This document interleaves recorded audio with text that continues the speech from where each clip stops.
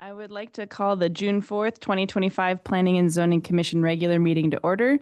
Would everyone please stand and join me in the Pledge of Allegiance? I pledge allegiance to the flag of the United States of America and to the republic for which it stands, one nation, under God, indivisible, with liberty and justice for all. Would staff please call the roll? Murray, Here. Smithwick Haley, Here. Straspa, Here. Chair Vadla. Here. Turner, Anderson, and Burton have an excused absence. You have a quorum. Thanks. May I have a motion to approve tonight's agenda? I move to approve tonight's Right. agenda. Thank you. A second? Second. Are there any changes to the agenda? Any objections to approving? Hearing none, the agenda is approved.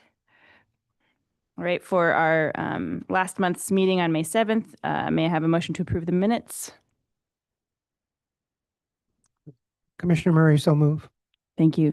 May I have a second? Second. Thanks. Any changes to the minutes? Hearing none, the minutes are approved. And presentation from Kyle Cornelis, our Public Works Director, for the 5-year capital improvement plan. Come on up. We're excited to hear what you have for us. Thank you, Chair Vadla. Yeah, my name's Kyle Cornelis. I'm the Public Works Director. I think I've been at the city for about 15 years now in this capacity. And annually, it's the Public Works Department that kind of spearheads the 5-year CIP update. We don't have a new version. What I handed out tonight was last year's 5-year CIP. It's on our website too. You can see it there, and anybody that is interested. Real quick, I'll give a brief overview of the different funding mechanisms and how capital projects occur at the city of Soldotna. Annually, we adopt a 5-year CIP, which is what we're ensconced with right now. It's our long-range planning document. It describes and prioritizes our major capital projects. Capital CIP projects are typically, we say 100,000 and greater, but often we include smaller ones that don't fit in an operating budget capacity. So they end up on the 5-year CIP. Another mechanism is the 5-year CIP is a planning document.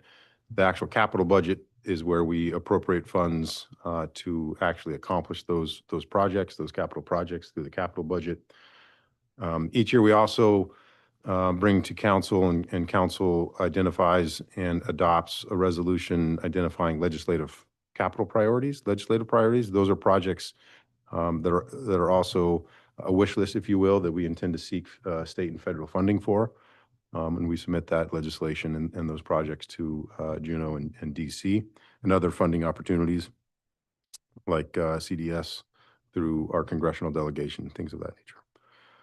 And then there are just mid-year appropriations where either a council member or the administration sponsors an ordinance that appropriates funding to accomplish a project that is in need. It may be something that comes up mid-year. It may be something that we just plan to do mid-year appropriations. The utility fund is one where we don't include utility projects in the annual capital budget. All utility projects are brought forth individually as a mid-year appropriation. So there's always that option, 2 meetings, right, for an ordinance to introduce it, and then a public hearing. And if council wishes to move forward, that money is appropriated for that particular capital need. And by all means, I don't have a presentation. I made a couple of notes here, but feel free to ask me any questions at any time. So the 5-year CIP, again, it's a capital asset management policy. Takes into account scheduling, our financial situation and fiscal needs, manpower, and scheduling conflicts, things of that nature. We don't want to have a surprise. This might be a bad example because we've got a roof replacement coming up. It's not a surprise, but we don't want to have major capital expenditures that become urgent and that we have to do in a timing that's not in our best interests, or funding those things. A good example right now is the refrigeration system at the ice rink. That's something that we have our eye on. We have invested in some professional services to assist us with a condition assessment and options for when it finally conks out, which it will at some point. It's already surpassed its expected lifespan. The crew keeps it running. It's in phenomenal shape with the maintenance it gets, but it's due diligence to plan for that major capital expenditure in X number of years. And so, how do we plan on being able to undertake that project and fund that project? So, and it is on, it will be on this year's 5-year CIP. I believe our Parks Director has a draft deliverable from the consultant that took a look at our system, and we're waiting on a final version of that. So we'll have more information soon.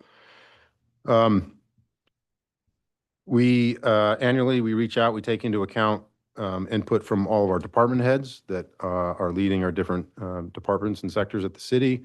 We take into account information from boards and commissions. I meet with each board and commission like yours and receive input on all of the existing projects and anything else that the board and commission wants to bring to my attention. And obviously, it's not just tonight. I'm always available, of course, through your chair or the department head, Linda.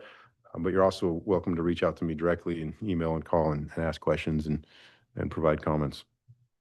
So we take into account also our various planning documents, our comp plan.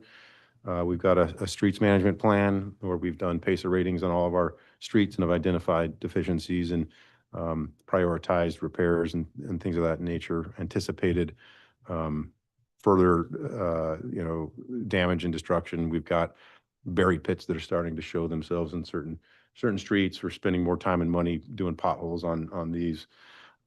We've got a trails and parks plan, that we consult for connectivity and things of that nature. And then sometimes we have specific condition assessments, like on the refrigeration system.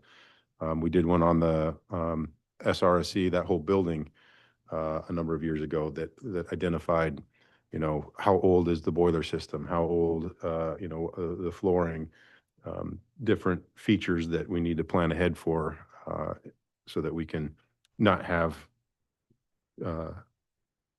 urgent capital outlay. When we look at different projects, obviously we look at the cost. We look at the operating or maintenance aspect of it. What's it going to take annually associated with this project? Is it just repairing a street, or is there an annual operating cost associated with having a new wing to the library, or things of that nature, or a new field house? So operating cost involved in that.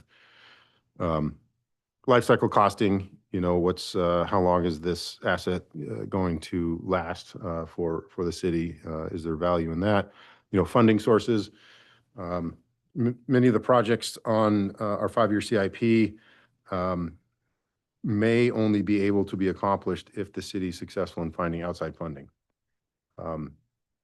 The reason they're still included on our 5-year CIP is because they are a community priority as adopted by our council and by reviewed in public meetings and by boards and commissions. And it gives some gravity to those projects as a public priority, particularly when we're applying for grants and outside funding. So many grantors, want us to demonstrate that this is truly a project that the community has embraced and wants and needs. And oftentimes there's scoring criteria that could be influenced by that, and et cetera. The timing of the project is also taken into consideration, again, like anything, planning ahead for those expenditures. And then obviously we want to know, what's the description, what's the justification, any progress to date. So this is kind of the preliminary as we reach out to department heads who are, most knowledgeable about their boards and commissions, like, well, we've talked about these different things, or, council has embraced. I'll talk a bit later about, sidewalks or crosswalks, things of that nature. So Again, the early years in the 5-year CIP, they're more refined, cost estimates, more time and energy have been put into them. Our confidence level is higher in them. The prioritization and the need is higher as we get further out. Sometimes we'll see a perennial project. South Fireweed Street is a good example. It'd be phenomenal to have South Fireweed unlock some undeveloped land, which is in rare supply in the city, provide for more, it could be housing, could be all kinds of things. It would create a new collector street, from a transportation aspect, it would be great, but the cost to deliver that project is really great. It's huge. And so that's a project that doesn't, move up in years. As the year goes by, we kind of end up, well, boom, it was in FY29. This year it's not going to FY20. We're going to go to FY30 and keep it in year 4, year 5, but it's still a community priority that has, that would have a really positive impact. And we still want to seek funding for it. And we want to be nimble when funding opportunities become available. It is a true priority, and we're willing to, spend some time and energy on it, but we need some outside funding. A few years ago, the capital budget and the CIP used to be wholly separate, and they are from a legislative standpoint as a resolution and an ordinance. But the process that we've been using, and it's been quite successful, is year 1 of the 5-year CIP is what we anticipate to be the capital budget. So if you look at last year's 5-year CIP, FY25, which is, we're at the tail end of that. So last July, the capital budget were these 4 projects, and an ordinance appropriating funding for those 4 projects was completed, and those 4 projects are funded and underway in different stages of each project. So again, this year, FY26 will be the first year of the 5-year CIP, and that will be what we expect to bring to council as the operating budget. Now, we'll look at this, and $2.7 million, most certainly won't be recommending $2.7 million appropriation for the capital budget. So, things will move down, come off, things of that nature. This year, I don't expect much, if any, not a whole lot of changes are anticipated to the 5-year CIP. I'm expecting the administration to recommend a fairly modest capital budget in that FY26, just recognizing our current fiscal position. As noted, we've got the field house coming on. We have some new bond debt to join our other bond debt. We've got the operating costs. So I think the intent is to not stop what we're doing, right, in the positive progress. Still make sure that we're focused on the vision that we've set out for this allotment, but keep the dollar cost modest and focus on some needs versus kind of wants. Without going backwards or total stopping. I think we still want to accomplish projects that are important to us. So the process, will be that the administration will put together a draft, the city manager, and then conduct a work session with council, which is actually planned for next week. So next week, we should have a draft 5-year CIP ready for a work session with council on Wednesday evening before their regularly scheduled council meeting.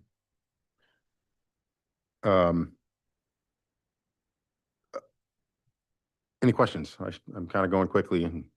I was just curious if you kind of had a sense of what would fall off or what might need to fall off for 26. Yeah, well, the good news is some things that are definitely falling off are things that got funded and are moving forward, right? So that's the entirety of FY25. All 4 of those projects were proposed and kept in there and have been funded. And so those projects will come off. FY26, the outdoor sand storage facility, we were fortunate to have a state grant through the capital budget last year. We actually had 2. We had in FY27, the SRSC conference room expansion design. That was actually in the capital budget too, but that was line item vetoed by the governor. But we were pretty ecstatic that the sand storage facility was kept in the state capital budget. We're running into some supply chain. We're considering some supplemental funding for that just Mhm. because, you know, price escalation and construction cost escalation. We're fine tuning our budgets. We've got getting some numbers back that are less than favorable, but we still plan on accomplishing that. So, you know, some of the bigger ticket items, you know, I know that in talking with the Parks Department, like replacing the playground equipment at Salt Lake Creek Park, that's going to require, I think, revisiting it, working with the Parks Board to better identify what those needs are exactly and what those costs are. Another project that I think is important and is on here in FY27 is the Centennial K Beach Property Master Plan. I think it's increasing in importance just with the activity in that region, and that's basically taking a look at that corridor along K Beach, particularly on the north side, where we've got you know, the Historical Society, and we've got baseball and softball, we've got equestrian and rodeo, we've got high school baseball, we've got a field house now, we've got an ice rink. There are other, I know there's other interested parties in getting into that area, and so I think it's would be good and prudent to take a overall approach and a kind of a focused analysis of what it looks like now and what our vision is, what it needs to be in the future, what improvements need to happen, you know, make sure that we're not, you know, future-proof it. Now, while I think it's increasingly important, I think it's also a really busy time for our Parks Department. And I don't know that they've got the time to commit to what it takes to truly, you know, dive into that project headlong this year. So I think that's one that we probably have targeted for FY27 and try and let Joel and his team endure the first full year of operating a new field house and then do that. So those are a couple of examples that I think might be changing. I don't know that any are slated or are being talked about or recommended by department heads or boards and commissions to come off. I'm not aware of folks saying, no, we're not, that's no longer a priority. So, and like I said, this is a long-range planning document. So, and is revisited annually as, you know, our city's needs do change and priorities.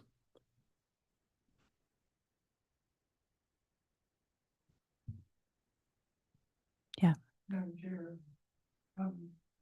why the generator at the police station? Interestingly, the police station receives its emergency standby power from our very friendly neighbors next door, who are building their own brand new CS fire station. So We can go under the road. I would be great. We would love that. Turns out they're done sharing power with us, which They're done. yeah. So it's been a great relationship, but we do know and anticipate, and that's a good example of why this plan works, right? Is that once CS Station 1 happens and they move out of that building, what happens to it, we're not sure. And so it's important to have, particularly for our law enforcement office, to have standby power. And so we're going to need to implement its own generator there. We've got good numbers from what we did at City Hall and other places. So gas is going to be, rerouting gas will be the hard part for that. But that's why the standby generator for the police stations with CS Station 1 right now. Yep. Just another question on the remodel of the sports center. That's a pretty big ticket in 29. Is that another bond after we asked people before? The 29 SRSC conference room expansion construction, that one, that big number, yeah, it's a big number.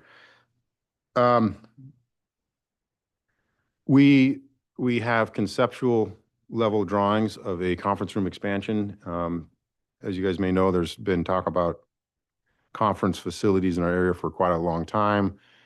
Our conference rooms have a not great shape and dimension. They're kind of long and skinny. So it's difficult to have like a speaker and they're kind of spread out, very non-traditional for a conference type thing. They're great for breakout rooms with the movable walls and things of that nature. So the concept would be to just bump out, basically demo that high ceiling and bump out. In 27, you can see the design is slated, which is fairly expensive, and then construction. So I don't think that there's an appetite for another bond issue. I haven't heard talk about that, other than it's been a priority for some time to make that change out there. And again, reflected by it being so far out, it's less of a priority and less refined. There's certainly other higher priority needs, but we do think that it's a high enough priority. And it was, like I said, it was successful in getting grant funds. It was funded in the state capital budget, just got line item vetoed. So we also, I believe, have included it in the past in our legislative priorities. So when we have requests to Won't we have some capacity in the new field house for such activities? we will. That was one important component of our multi-purpose facility, field house. We've got a robust audio video system installed in there, and the ability to host functions. Yeah, just a follow-up question. Is there in that design phase for SRC conference rooms, has there ever been an assessment of like long-term cost savings on the energy usage in that building? I know it's probably the highest of all of our buildings.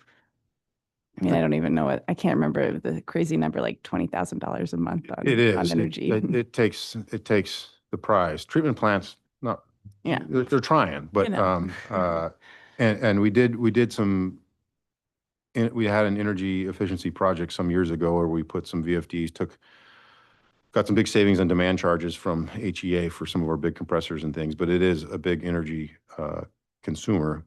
So we do have some data. We have made some changes. We changed, we had our 2 gigantic boilers that heated everything, also running just the bathrooms in the summer, and we put in a smaller boiler. So we have made some energy efficient changes there, and we've done some studies. Mhm. Just maybe it might be good timing. If we're gonna pay someone to think about design, maybe we could, in addition to paying an architect to make it look pretty, we could pay somebody who has expertise in energy efficiency and large buildings like that, public buildings where we could potentially invest. Mhm. Yeah, like we have the advantage of playing the long game when it comes to public buildings like this that consume a lot of energy. So maybe things that don't pencil out for residents, like solar on a large, tall building could pencil out for that one that consumes so much energy. I'm not sure, but I'd be curious.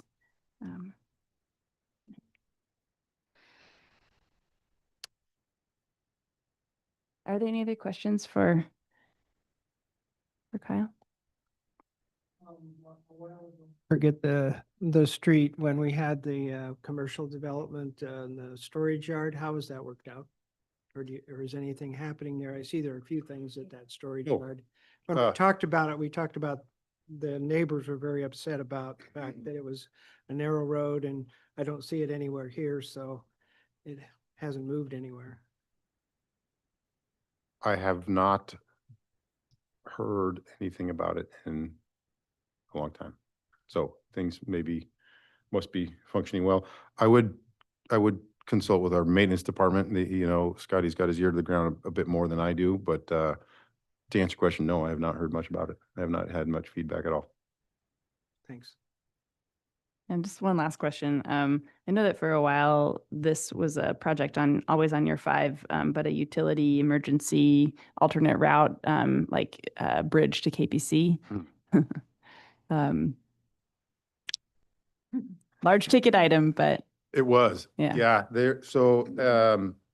It has dropped. It was on the 5-year CIP for a number of years. mhm, And I guess the answer would be it's prioritization and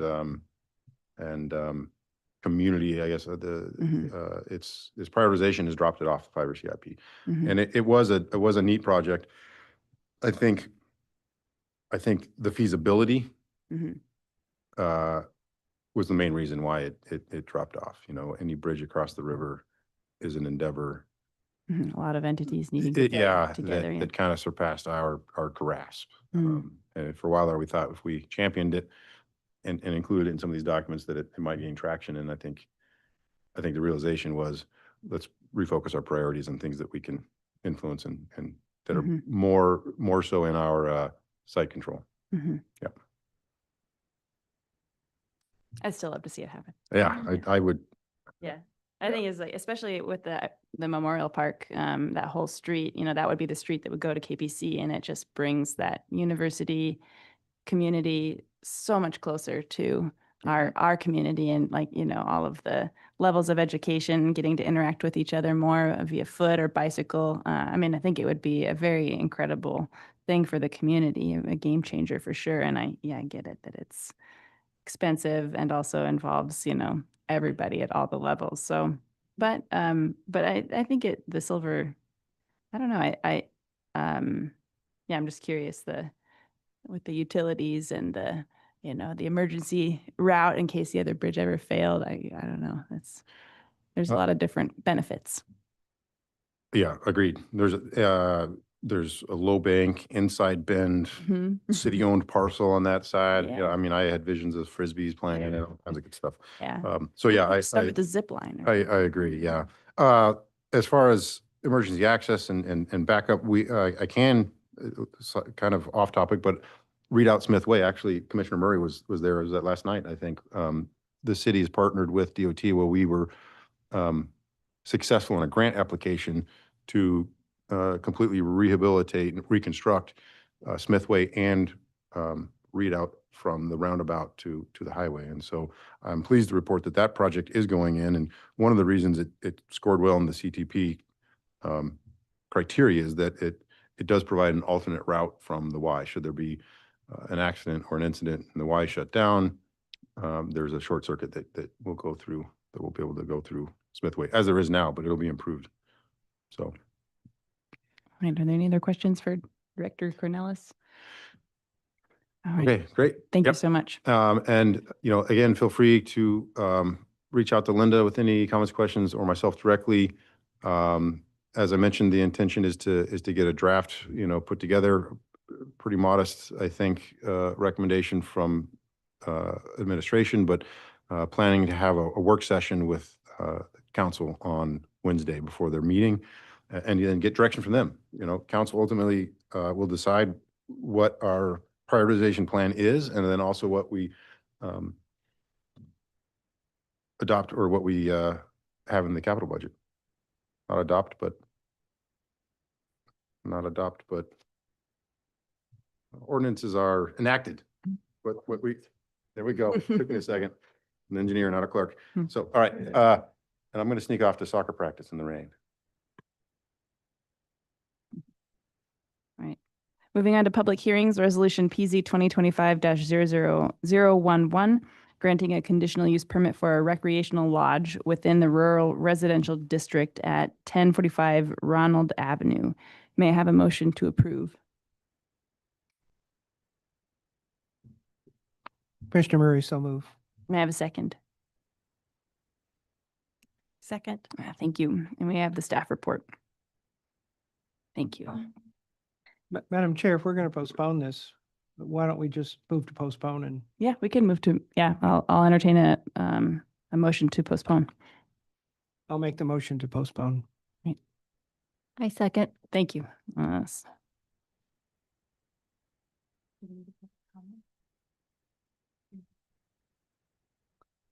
We can open a public comment period if we need to, recommended by the clerk, follow her lead.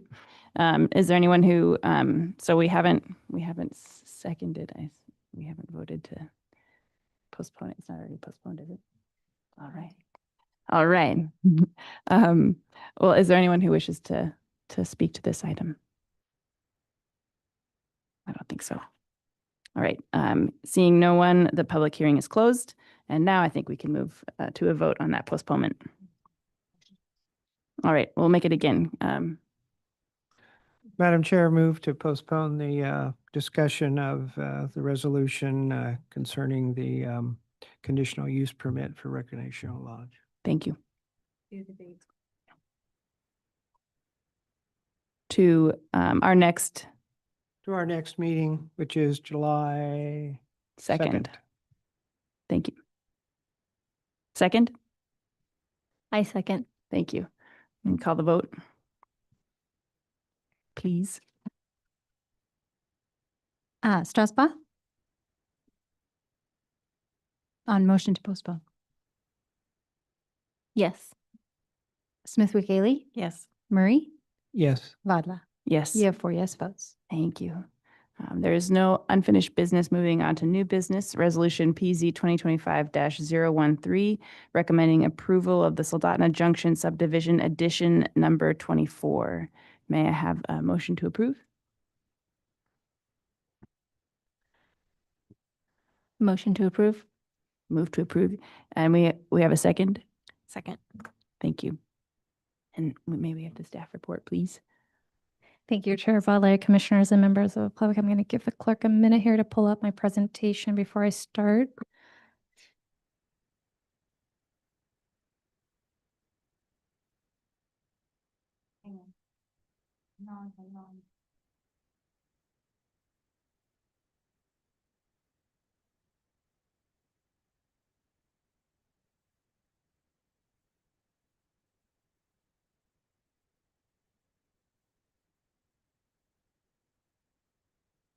All right. Perfect. So this is a resolution on a preliminary plat. It's one that you've seen before, and that's why I put in parentheses that it's a revised plat. And this was approved, resolution was adopted back in December. And originally it was a 13 lot, really 12 lots in a tract. In the previous resolution, it was phase. Here I summarized what are the changes, primarily to highlight the big points. Really, the right-of-ways are going to remain the same with the exception of the cul-de-sac extending Devon Lane is just slightly shorter. Now it's going to an 8-lot subdivision. The changes is really to group together certain lots. And I've noted there are lots 2 and 3 in the previous, now lot 2 on the plat. So in the highlights is there's no phasing with this one. So ultimately that's the overall changes is no phasing. In addition, lots are just being consolidated. What used to be 13 lots altogether is now a subdivision for a total of 8. Right-of-ways will remain the same. I know that in the previous discussion, there were concerns with the church and the easement. What had come to terms was there's confusion with the recorded easement, which would now be part of the right-of-way. So this would kind of take over that easement. And then I will move on to the next one, just to refresh everyone's memory. The existing zone is multifamily. It's 2 lots, ultimately approximately 22 acres altogether, with tract A being approximately 21 acres. In yellow is commercial, in blue is your multifamily residential. And as you can see, concurrently, when your commission reviewed this, there was a concurrent rezone, and that rezone has been reviewed by council earlier or late in December, early January of this year. And that was approved contingent that the recording of this plat would be the date of the effectiveness of the rezone. And so when reviewing the standards for this preliminary plat, I am using the rezone, which is to the map to your right. Ultimately, everything in the lighter orange or peach color is limited commercial. Everything again in yellow is commercial, and really there's only a small portion in blue that would be rezoned to multifamily. That's not going to change anything. Ultimately, the regrouping still would fall in line with this rezone. So no changes need to be made to the rezone itself, but I at least wanted to point out what standards I'm looking at when reviewing this preliminary plat when it comes to zoning.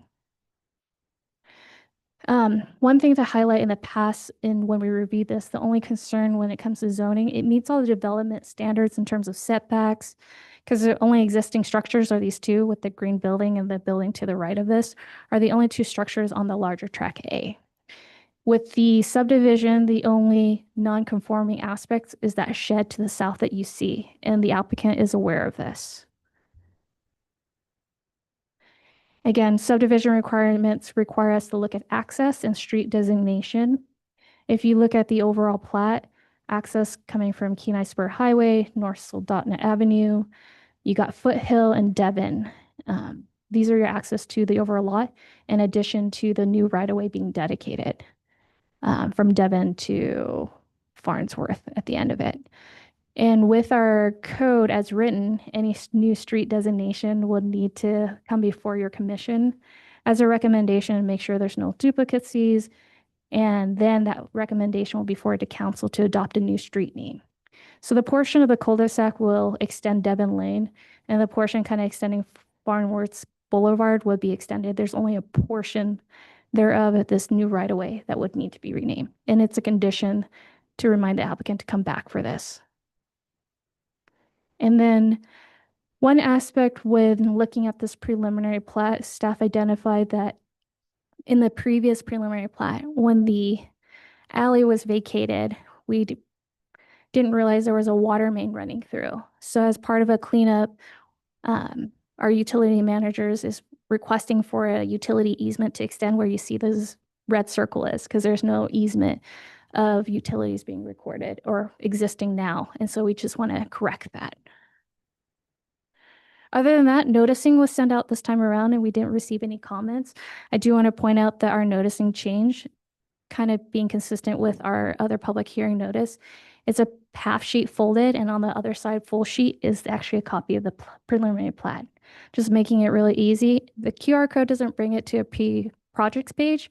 It goes directly to an email for staff, making it, they just scan it and it goes to an email. Other than that, department comments, there weren't any, because really it's just consolidating lots and a minor change to the Devon Lane length. With that being said, staff is recommending your commission adopt this resolution with the revisions. I do want to point out some changes I did make to the conditions. In our last discussion, there was mention about how many number of stop signs. I think in the last resolution, it was 3. I wanted to give more flexibility for our department head to work with the applicant.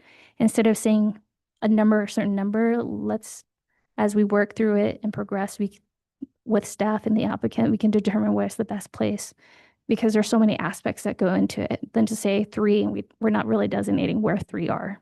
And so that condition number 4, multi-way stop signs must be installed within the subdivision as determined by the Public Works Director to mitigate adverse traffic flow and safety concerns. And the 5th one just being as obvious that if your commission adopt this resolution, it will supersede the last one. Other than that, that concludes staff's presentation. Thank you. Thank you. The public comment period is now open. Is there any member of the public who wishes to speak to this item? And if you please make sure that there's a green light on and then state your name and address for the record, please. Thank you. My name is Mike McLean and address 223 West 23rd, Anchorage, Alaska. I'm the instigator behind all this subdivision and re-subdivision and resubmittal. The backstory on this is we went through and got our approval last fall, and then we submitted to the State Department of Transportation. And we were unsuccessful in negotiating any kind of direct access to either the Spur Highway or the Sterling Highway, which radically changed the economics of the project and how we could configure the lots to meet their lack of ability to get onto the highway. So that's why the 2 commercial lots between Buckets and Global were combined into one. So there was no way. And the other really unfortunate thing is there's no access from that triangular piece other than going in the interior right away and back. So we're not through the hurdle with the state DOT because they get to look at it one more time, because now all of our development goes to the sides, the stoplight by Global and then the Soldotna Avenue to the other side. So we did really want to keep the interior design of the subdivision because that allows for future subdivision of those tracks if if there's the money and the development of the next generation of people who purchase this land. You see, they could, then the multifamily development, developer could come in there and go back to the smaller lots and maybe even go smaller than what we have. With the new zoning, that's all possible with the flexibility in that modified zone. And so that was the main reason that I wanted to come and just chit chat, because we had so many different iterations of the plat that we didn't even bring to the planning commission because they got systematically bounced through 3 separate meetings with DOT as the spring unfolded. So this is our best and latest version to come forward. So, and then the DOT approval process can take up to another year because they're going to require a full-on traffic study, which costs $40,000 and will take months to accomplish now because we'll have to get traffic counts and everything. We don't want to take those at the peak of the summer. That'll happen in the fall. And we've engaged a wonderful young woman to help us as a traffic engineer. I realized that I was not conversant with the DOT because I'm a civil engineer and not a highway traffic person. So I didn't know what they were talking about. And they didn't really want to talk to me. So we've got a very good team now, but we were systematically shut down, and Claire was really surprised too. There's been a change in the whole culture of DOT in the last couple of years. And it was very interesting for me because I'm not used to not being able to negotiate. And we hit the king that said no, just no. And that was really interesting for me to deal with. So we, as a group, we come back and forth, and I really think this is a nice design. The interior streets is an elegant way of connecting all that property. And in the future, I'm really hoping that it will get subdivided more. But at this juncture, we just don't have the financial resources to do it. And so this will give us a possibility of moving forward. So I just wanted to give you the backstory because we had hoped to be under construction somewhat this summer, but that's not going to happen. So that's so any questions? No, thank you. You're not alone in your dealings with DOT. It's a bit of a black box there. All right. Well, thank you for your comment. Yeah, Dennis. It's curious with a stoplight there, why they would not allow you to go in on between Global and Midas. That just, there's a stoplight there and everything. No, that's the one we're using. That's. So that's the one you're using? Yes. Oh, it was the buckets one, right? Yeah. That's the one you wanted to It use. was- Okay. that one. I And misstated. then we were really hoping to get a secondary access between the Y and Soldaten Avenue, because it's like 500-600 feet, and they wouldn't do that. Okey-doke. Right. Anyone else wishing to speak on this item? Seeing none, the public comment period is now closed. Are there any commission comments or questions for staff?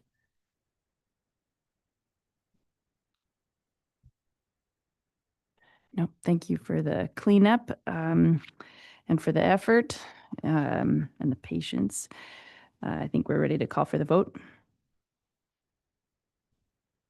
On motion to adopt resolution PZ 2025-013, Commissioner Murray, Yes.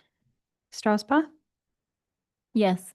Smithwick Ailey, Yes. Chair Vadla. Yes, You have 4 yes votes. thank you. Moving on to resolution PZ 2025-014, recommending approval of the Sholin subdivision 2025 replat.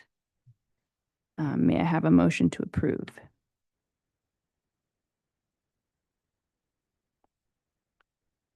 I move to approve PZ 2025-14. Is that the one we're on? Yep. Okay. Yep.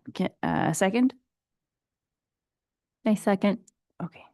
And this particular resolution involves my parents, and so I will state a conflict of interest and because the property is owned by my parents, so I'll pass the gavel to Commissioner Murray unless there's an objection from other commissioners. Not an objection, just a quick note that a quorum of this group is 4. So when you abstain, we no longer have a quorum. Mm.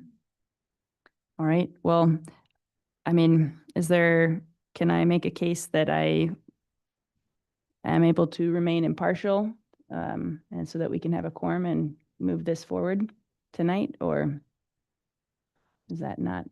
Madam Chair, when you look at what's being proposed, I don't think that it significantly a conflict of interest for you. Yeah, I don't either. So I don't know why the conflict was, you stated that there would be. Is It's it- the familial aspect Okay, in but our there's- code. If there's no objection from the commissioners, so if Mr. Murray, if you want to request, if there's any objections from the other commissioners, if not, then she could remain. So I think the do nature. you want to of ask the other commissioners if they have any objections to her Oh, I participation? need to- You okay. do. Are there any objections to Chairman Vatla being part of the discussion on this resolution? No. No. No. So that being said, she can come have the gavel back. Oh, Thank you, man, I sir. wish I could. All right, we'll just pretend like we passed it back and forth. Okay, thank you. Yeah, let's move on to the staff report. Perfect. Thank you, Chair. Commissioners and member of the public.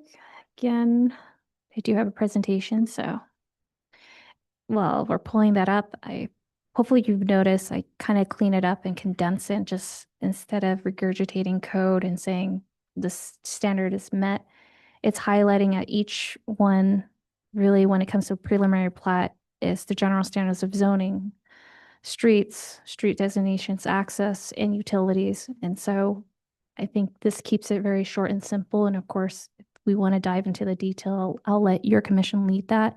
Otherwise, this is probably going to be the template for our presentations moving forward with preliminary plats.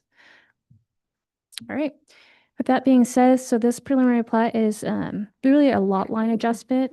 It involves 2 lots. And if I jump to the next slide, you'll see here, trying to describe what's going on here. In red are the existing lot lines. And then you can see in the dash black is the vacated lot line, which is really being adjusted to where the proposed lot line is. Still at the end, it's 2 lots. Lot line adjustment is at the end is still 2 lots at the end of the day.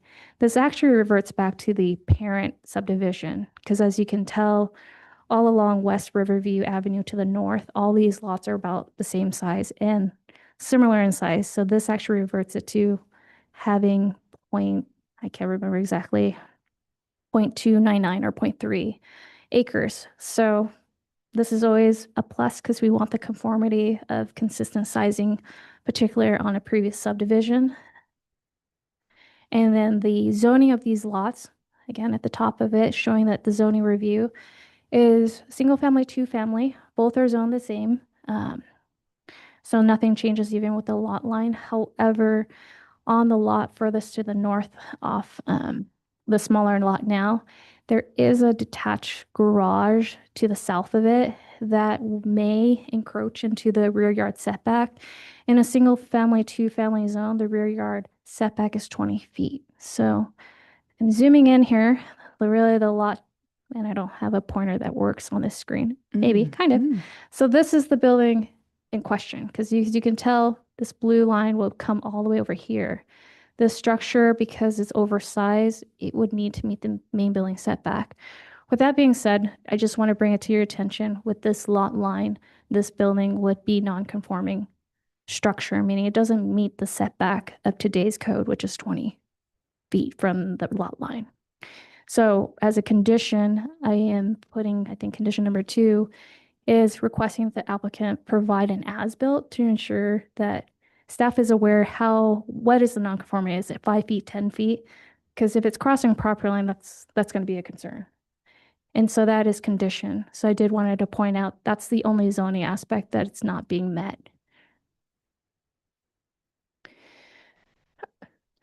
And then in terms of access, the streets are already existing, so no new street dedication No need street designation is required. Both are accessed off of West Riverview Avenue and along, I can't see Sterling Street. And then utilities are existing. You got your sewer collection system and your water distribution also along those right of ways.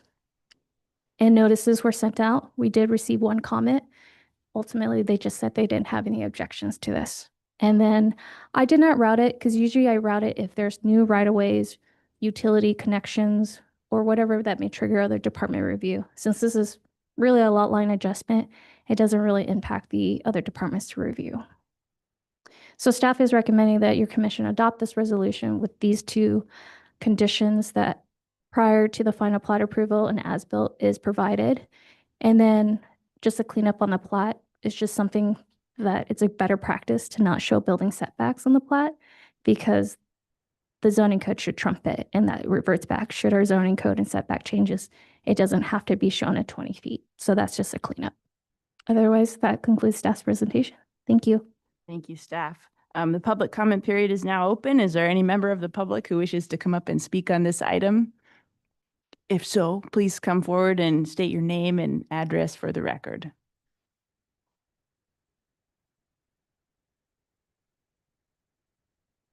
My name is Penny Vadla, and we own those two pieces of property, and we bought them many years ago. We did not know at the time that she had given that lot to them. We thought it was on our side, and so we haven't done anything about it.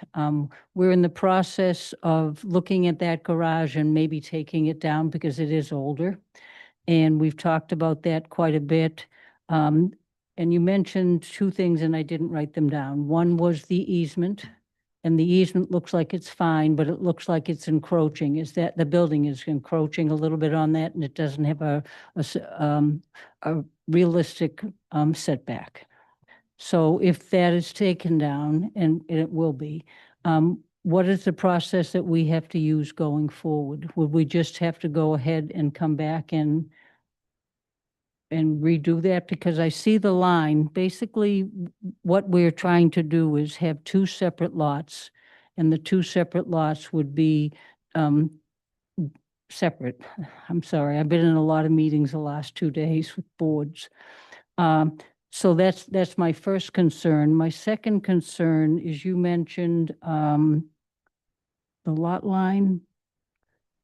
And did you mention egress? No, you didn't. No. So, and it seems like things are okay on the front where the road is. So is that the only thing that we really have to address?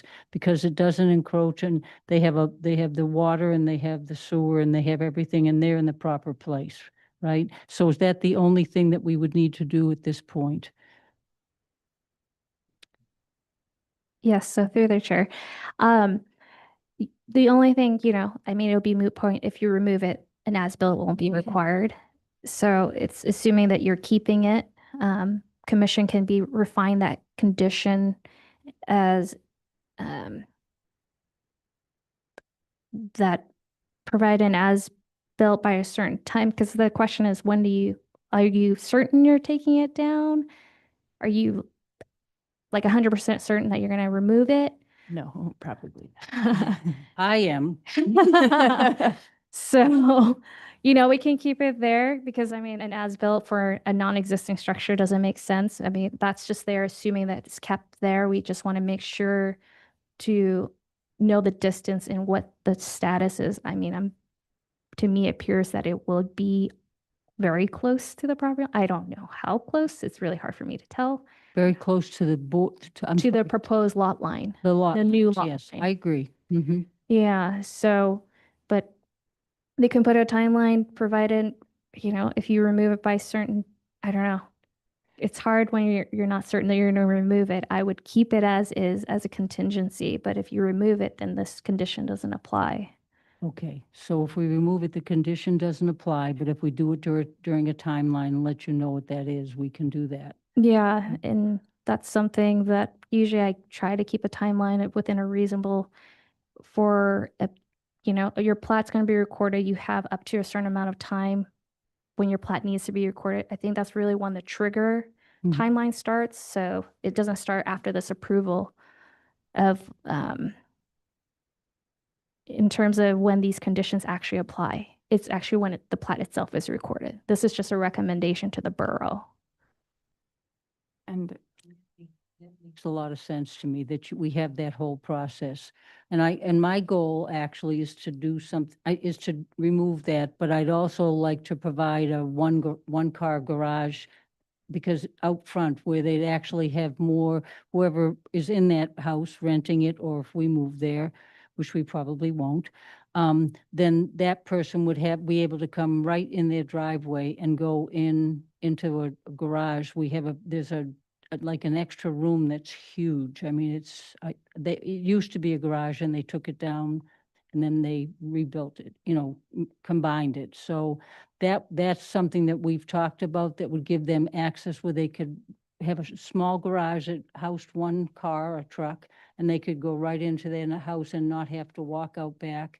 It's basically just used for storage for them. And so we'd like to have something that's actually applicable and, in my mind, worthy to have it be more of a home that is completed.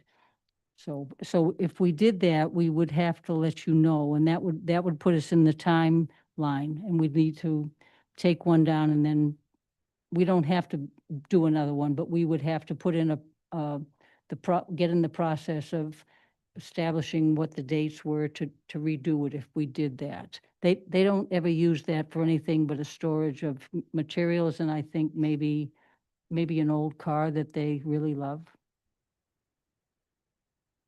Understood. And I'll elaborate right now. The timeline is you have to provide this prior to the final plat approval. It's up to commission if they want to extend it.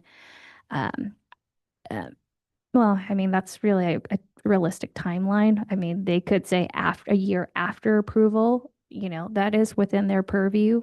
But right now, the way it is written, this is gonna be referred to the borough for consideration and approval of the preliminary plat, and then you have a certain amount of time before you record it. And at that point, before you record it, right now as written, I would need as staff an as-built.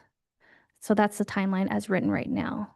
Unless commission wants to extend that due to the uncertainty, they could. Or, usually I do keep in touch with the borough. If you happen to remove it prior to the final plat, then it's something that I can bring back to commission. Just give them a FYI, like, hey, this garage has been demolished prior. We can go ahead and remove this condition.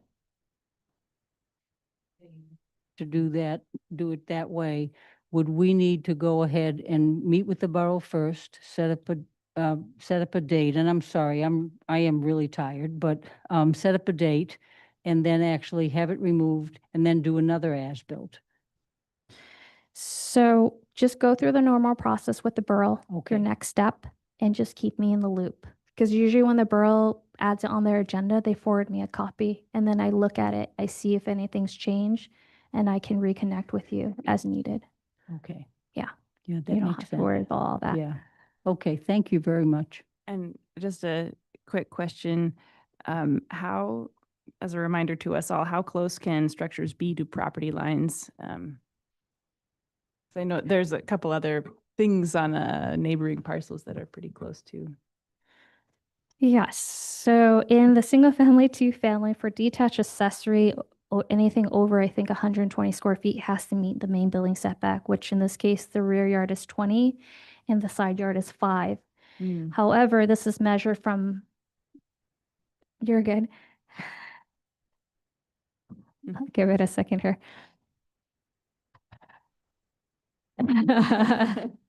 So that setback is measured from wall to property line. So eaves could overhang 3 feet into the required setbacks. And then, of course, depending on the surrounding and nearby, building code may look at requirements of fire rated stuff up to property line. So I can't answer the building code side, but in terms of setback, this accessory structure being the size that it has to be 20 feet from the rear lot line, 5 feet from the side yard.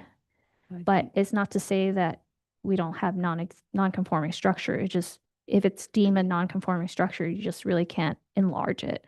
Okay. And that Mhm. makes sense to me. One of the buildings on one side of the property is much too close, but it's not our building, it's somebody else's. And they did that and somehow got away with it. But it wouldn't impact us leaving a partial driveway in or making the whole backyard just grass is what I'd prefer because they have a child. And then have something out front. And I did look at the fact that there is a fence between the house, that's, the house on the other side. And we wouldn't encroach on anything they have. I did have concern about a fire hydrant, and I looked and I think the fire hydrant had to be so many feet away so that if they didn't block the view of anything, if there was a fire or if they needed to use that particular area. And I don't know if that has an impact on anything. I don't think it does. And I looked at some information. I look at school board information a lot more, so my mind is in that realm. But, so I think I understand what you're saying, and I really appreciate the feedback. I do, what I want and what we're trying to accomplish, one of the other things is we didn't want people to, if we sold that land, to walk down to the river and be on our side of the property, because they would have a little bit of an egress down to that river, and we would have no control over how many people were down there. And I'm really into safety, especially with kids. So that's one of my other reasons. And we have a lot of young people come, and we always have pretty solid rules about their children. So thank you very much. And if anybody have any other questions? Madam Chair, just so I'm understanding this correctly, we're not sure that the building, we know that it encroaches on the 20-foot easement or the 20-foot setback. Setback, yeah. And so what we're saying in the resolution is that that has to be resolved one way or another. If one potential resolution would be get the actual property line, okay, it's 7 feet from the property line, but we know that already. They could ask for a variance, or what do we call it? It's not a variance. They can ask that it not be, that they be allowed to have that building, correct? Non-conforming use. But they have to request that, don't they?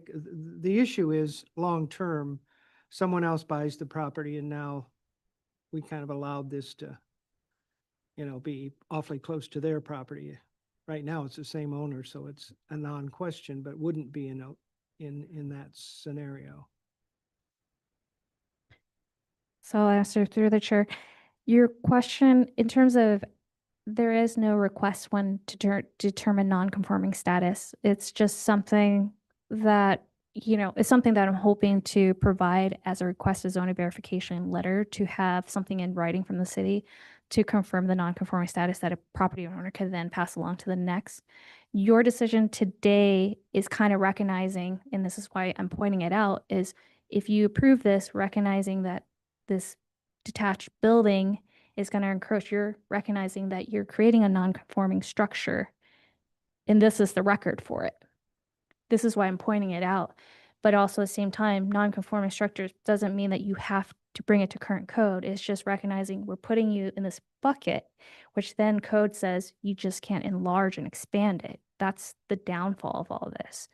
But your decision today, recognizing that there's this building that's going to be encroaching into a rear yard setback, is this plat is saying we're designating as such because we're approving this lot line adjustment that then puts this building into a non-conforming structure status. There isn't a separate process for me to designate that. It's the decisions we make that is creating this. And that's why I keep pointing out these things, because I don't think it's been pointed out in the past. And then it's like, then staff, new owner comes down, we have to dig through all this and like, oh, we replatted and did not even consider it. Your commission wasn't even aware of it. And so hopefully that's clear. And yeah. Yeah. Yep. So in terms of someone buying it, they could complain about it? Absolutely not. As You, long as it's not on their side of the property. We're assuming correct. Yes. So that is the way, why I written the way it is at least prior prior to the final plat approval, I mean, preferably sooner the better if they're continuing to move through this process, so we know, is it crossing a property line? But, you know, if they're crossing a property line, they need to adjust it, because I don't think in history typically that a city would approve a lot line adjustment with a structure across a lot line. It is their existence of it, yes. But more than likely, if that was the result of an as-built, I as staff would come back to your commission and let you know, or work with the applicant to revise that lot line. Oh, I understand that. I guess my question, and I probably don't understand this, if we didn't, I don't like to have that building there. I would prefer that it was down just because I believe it's safe, but I don't want any problems if we decide to sell that piece of property. So it would be better, like I stated, so I would have to go to the borough for that and remove it? Or I'm understanding we can't just remove it. To demolish it, that's Ye- your building, you can demolish it. We can, and if we demolished it, then there wouldn't be that building there, so I wouldn't have to go through the whole process of everything. Of Correct. providing an as-built. Yes, correct. If okay, you want to that's- demolish it, you could. That's up to your discretion, and then this condition would just not apply This condition would not of apply. providing an as-built. Okay, that's what I thought in the beginning, but I'm sorry, I have been in way. too Absolutely, many- understood. You're okay. It's So- later in the day. So, going forward, if we did that, we would have to come back and see you again after we had done that to show you that there's evidence of that being removed.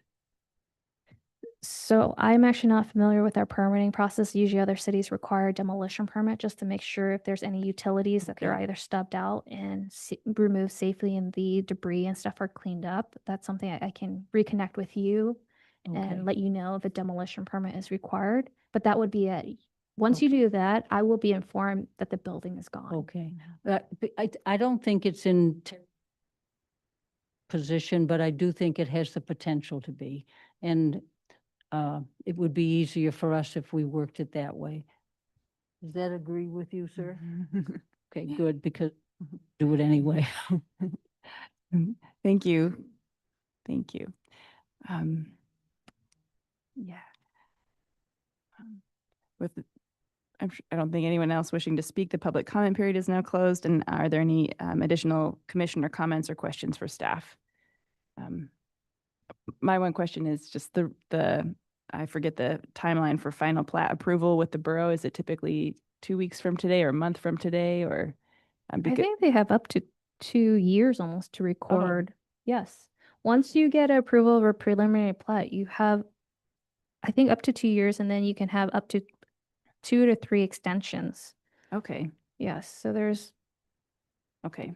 plenty of time in terms of recording your final plat.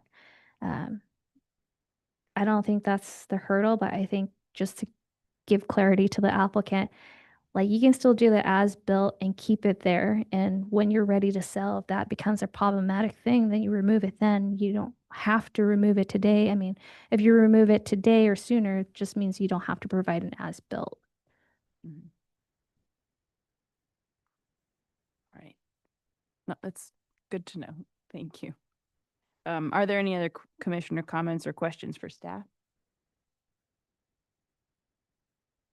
Seeing none, I think we can, oh, I do. sorry, go ahead. So if we approve to move this forward, we're approving it so that we're requiring an as-built to be put in place. Okay. But not until the final plat approval, which can be 2 years from now with the borough or extended 3 times, so 6 years from now. Yeah, it depends on the applicant when they plan to record, but usually in a simple plat like this, which we call a short plat or abbreviated plat, you know, you can go through the quick route through the borough, and usually these are recorded fairly quickly, a couple months out. Because, you know, you're trying to do a lot line adjustment. I don't think you want to linger it. Usually the reason why it takes 2 years is you have conditions that you need to meet, so. Okay. Mhm. Okay, thanks. All right, I think we're ready now to call for the vote. Smithwick Haley, Yes. Strausbaugh, Yes. Murray, Yes. Chair Vadla. Yes, You have 4 yes votes. Motion passes. thanks. That was educational. Thank you, staff, and thank you, applicants. All right, moving on to public comments without prior notice. Does anybody care to make a comment on anything? Right. Informational items, none. Reports, Councilmember Nelson, thank you for joining us tonight. Do you have anything to report? I'll just share some council activities here real briefly for folks. So on your last meeting, there's certainly quite a bit of business regarding the riverfront mixed use and that rezoning. That action, there was some action taken in the last meeting, just to fill you in. The action on that has been postponed till September, so the first public hearing will be, I don't have the exact date written down, but it will be in September, but there will be a city council work session on August 28th for that item.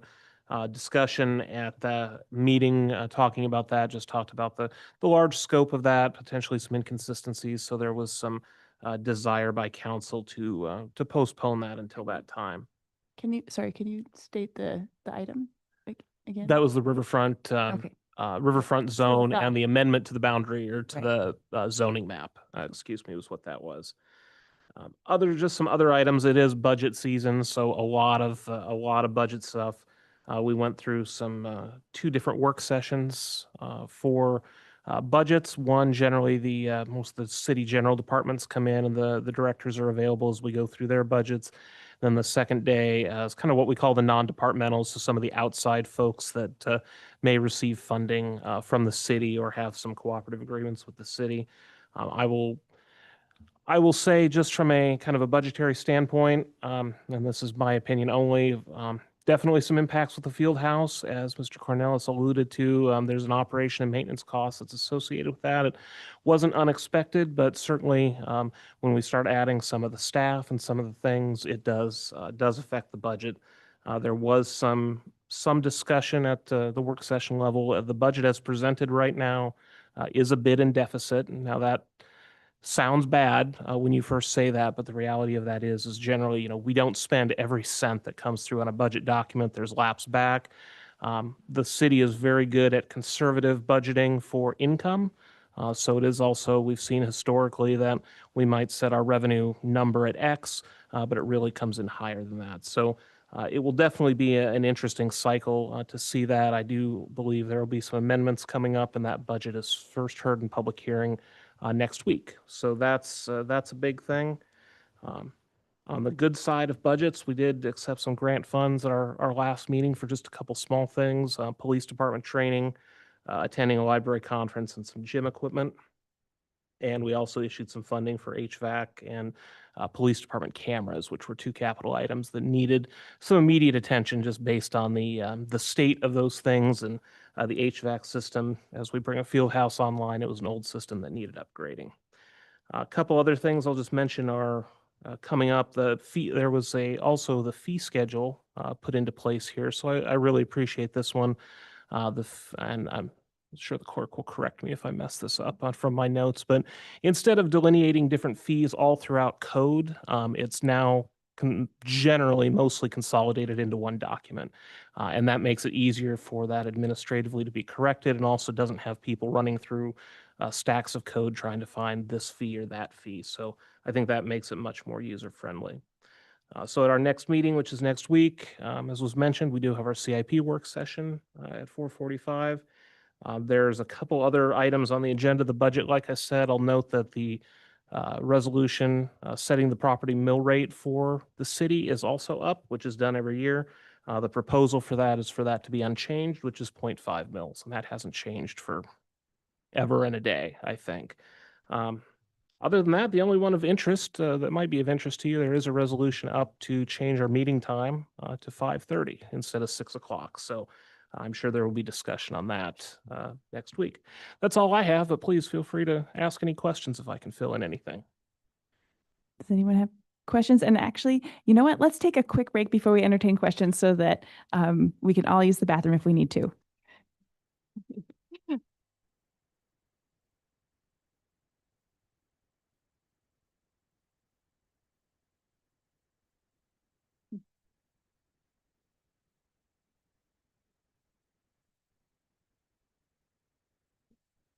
5 minutes.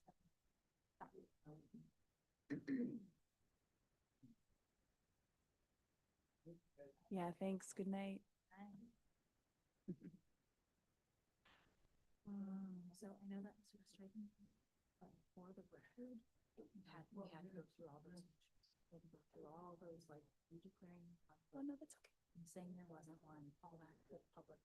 Yeah. process. No, I was just curious because of like if there isn't a financial gain for me to have. There's also a conflict, in conflict of interest, it also talks about a familial relationship. Okay, so it's not just money. It's okay. So what else is it? Is it money and That's it. familial and okay? Relationships. No, that's good to know. Yeah. I didn't know that, and Yeah. so I was like, oh, I wonder if it. Yeah. And 'cause- then she, like last time she had one kind of, kind of like a dual, for lack of a better word, a dual hat, like because you were noticed in that 300-foot radius and you're a commissioner, so could you be neutral in that? So that was a different type of thing. Okay. Yours was clearly in the, Yeah. but just going through those motions makes it pretty clear. how the- No, that makes sense. Okay, I was like, I feel like I set her up for failure there.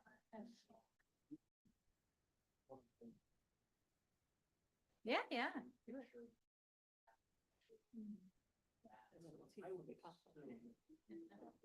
Yeah, with the hugging going on in the Zoom right now, now I'm like, you really need to hug? Is that something you really need to do? It's so hard in such a simple town. We don't know everybody. Yeah. That's what's why it's so good, just to get it out on the record and be done with it. People don't believe it. Yeah. New? Oh, coming up, so this is. You look like super familiar. You also look very familiar. Chair Vadla. So Beth McDonald, she is Linda's new administrative assistant. Oh, awesome. Very exciting. So she's here shadowing so that she can start taking this role. Cool. Yeah, that's. Who is your co-clerk? What is his name? Justin. Justin. Justin DeVille. DeBill. Fun. No, I never see him. He works remote 3 days a week. And it's in the basement. The other two. Yeah, that's fair. No, it's wildly helpful to have you here just with your knowledge of. I take over. Well, no, I just think there are certain times, like, I know that your evenings are precious, but there are certain times when there are things on the agenda that, like, I would really love, your expertise here, because they're also, oh my goodness. Well, and Linda and I try to Manager talk- Bauer, like, try to- yeah, try to you guys talk just in- have this wealth of Yeah, knowledge we that try to we talk don't. about each, agenda, and if there's things on it, she's like, this is kind of complicated, I really appreciate being here, Yeah, like, I'm willing. that's great. No, it's really good, I think, for us, and usually they're quicker, at least than assembly meetings. Oh, yeah, everything's perfect in the assembly. Oh my God. How did you do it? I don't know, I don't know how you did I it. don't know. Did it, that's my job, just did it. Yeah. Dan and I suffered together a lot. Oh, man. Yes. The I know. olden days. Yeah, you were smarter. It took me a little longer. I think that, yeah, you talked it up.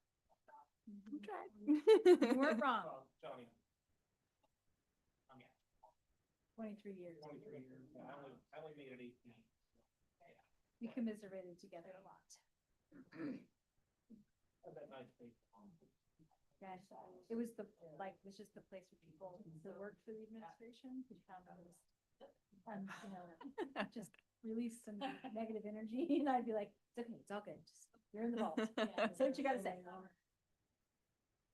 I did. It was all, to me, I felt like it was all part of the process, because I was, not very hard for the administration. it could be a good sounding board, but I also, like, really was a vault. My mom would be like, how long have you known about that? Like, 30 That's what you're gonna do right now. Oh, sooner rather than later, anytime. All right. Are you ready? Yeah. No. Thank you. Yep. All right, we're resuming our meeting. Say anything more than that? That's it. All right, thanks.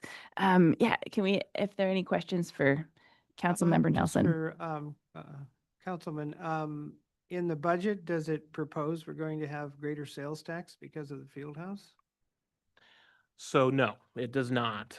Couple things on that. I mean, there's definitely the fees that have been put forth in the field house to try and recoup some of that. And I know there was definitely some discussion about those fees because I would say some people would maybe say they're a little high. I don't think I necessarily disagree, just again, my personal opinion, but there's also been a wonderful group, the Friends of the Soldotna Fieldhouse, that's been formed, and I know they've been fundraising to try maybe to offset that maybe for some folks. We've also got basically a sponsorship, a partnership with the hospital, and they're doing some support of some of the health and wellness activities. So I would suspect, I mean, there's no increase of the sales tax proposed this year, and we are still getting, and I don't have the exact numbers in front of me, we're still getting more of the online businesses that levy sales tax. So I don't know if you noticed, it's amazing, some random website that I wouldn't think charges sales tax. I put in my zip code and there's sales tax. But the advantage of that is that's coming into Soldotna and that revenue is there. So I would not suspect there would be, unless something drastically financially changes in the next few years, I would not suspect our sales tax rate would change at all. Well, that's a rate. I meant the revenue. Well, and I'm sorry about that. So, and that's a good question too. I don't know if it's really articulated in there because what we expect is all these follow-on effects. So as we have maybe conferences or tournaments, you're going to have people naturally spending more money in town, which is going to increase that. But I don't think we know yet what that's going to be. And kind of as a side subject to that, we were talking during the work sessions about the Tourism Enhancement Fund. And as a reminder, this was a fund that was just recently created when a bed tax was proposed. So by our code, there's now a 3%, I think, bed tax being levied for hotels and Airbnbs in the city of Soldotna. But those are going directly to a tourism enhancement fund that can only be spent by council action on those types of activities. That's increasing our economic development, increasing tourism. So I see nothing but a positive rate going forward, but I don't think our finance director, city manager know what the effect on revenue is going to be quite yet. I mean, grand opening is targeted for August, so it's going to be kind of a partial year that's going to be going right into winter. I would suspect it might take a full year of next year's operations to kind of see if there's any significant difference in that way. Thank you. Mhm.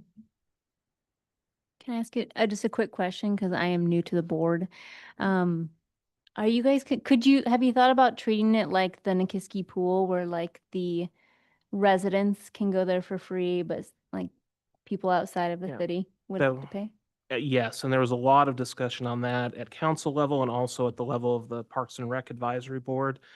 I kind of liked that idea too, I will say, because, obviously as residents, we're paying in and we get that benefit, but the overhead for us is a little bit different. So it's very, very hard for the Parks and Rec Department to kind of try and meter that. When I'm trying to make the comparison, I think out at North Penn Rec, I mean, you almost bring in your tax bill or you had to be checked off the rolls or something. And we have that, but then it becomes in the issue of now, say, for instance, somebody is renting within the city. They're not showing his ownership on the house, so we can't just look that up. So I think the administrative burden was just a little too much to deal with that, but it was definitely discussed. It wouldn't surprise me if it comes up again. Again, I would say, I know my approach personally to the field house is let it go for a year, so let all those kinks get shook out. But I'm very, very impressed by the amount of planning that the Parks and Rec Department have done to try and make this smooth. And I think, and I don't know if they've hired, but they were recruiting for a person, kind of a field house manager, to try and coordinate all those things. And I figure if that person gets in there for a year, figures things out, maybe we'll see some changes. And then with that fee schedule and other things, I think that would come up again next budget cycle. So next year at this time. Hopefully that answers that. I don't have good answers, but good discussion was had. I definitely am excited about this field house, but I discussed with the Wasilla people up there, and I guess their facility does not bring in any income. They end up, did you guys ever compare ours to them? I know the staff did, because I know the staff did a lot of outreach through the state, but I don't know the particulars of each individual thing. I mean, and I don't think, and I might be going out on a limb, I mean, the goal of the fees and some of that income is certainly not to pay for 100% of every piece of operation, but, you know, as that whole complex over there, as we said, is very expensive. So it's a wonderful community asset, but there needs to be some offset because we've added several positions. You know, there's more expense coming around it. Yep, All right. you're Any welcome. other questions for Councilmember Nelson? All right, seeing none, let's just, let's go to commissioner comment. Oh my gosh, please forgive me. Director Mitchell, are there any, would you like to say anything else? I'll try to, thank you. No, you're good. I'll keep it short.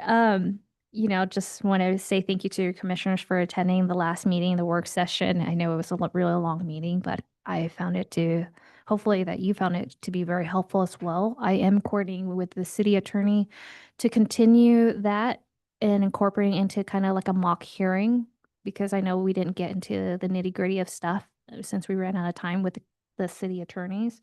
So I'm planning to probably schedule that prior public hearing in August. So just kind of anticipate that.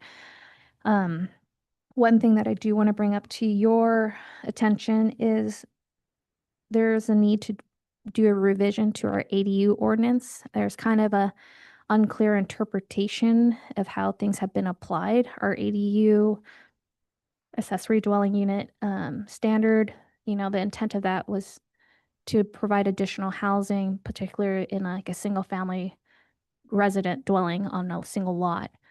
However, we're seeing more trends of these oversized garages with mother-in-law units.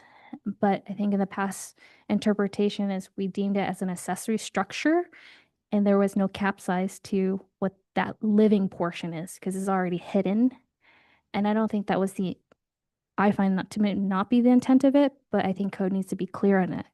Another issue with the ADU is we call it accessory, but I have a project where it's in a rural residential, which typically only allows a single family or duplex, one principal building. In this case, they're proposing 2 identical size. Code isn't very clear that what is accessory and principal. I mean, it just says as long as it doesn't exceed 750. So I have a lot that has 2 identical cabins under that threshold, and they're calling one the primary, one the accessory. It's a little vague, so code is not very clear and defined in that way. Potentially that's a loophole in the code. I definitely want to revisit that with your commission and refine some things on how we implement it and through these building permit processes. Because do you want to start seeing these oversized garage and they're getting around to having a larger habitable space within it because of the way we have interpreted it? Because this will really change the dynamic of our residential neighborhoods where we have a very nice single family dwelling, but now we have a very oversized garage because they want a second living unit to exceed the 750. So that's something that I would like to tackle before my maternity leave, because by next summer, I don't want to have to go through 5 more projects of these and they're trying to interpret the gray area. Maybe there's a portion of town that we want to allow this, like Endicott. I believe there are a lot of probably detached accessory oversized with mother-in-law living units that exist, and maybe that's a corridor we might want to allow. But how about these denser, smaller lots? Is that where we want to go? So just something to think about in a work session that I would like to have at our next meeting. And just knowing that how your meetings have run in the past, probably doing the work session at the end so you don't have to show up so early, and hopefully we have a lighter agenda. But I can't make any promises on that. Other than that, I'll keep it short for that unless you have questions for me. Right, any questions for Director Mitchell? Now moving on to commissioner comments. Commissioner Strasbaugh, do you have any comments? No. All right. Commissioner Murray? Commissioner Smith. I would just say you might consider that it's Wednesday music in the park, and if the weather's nice, we might rather do it before. Yeah, my only comment is, do you know how much, I know our property tax is really low in the city. How much do we bring in? It's like very little.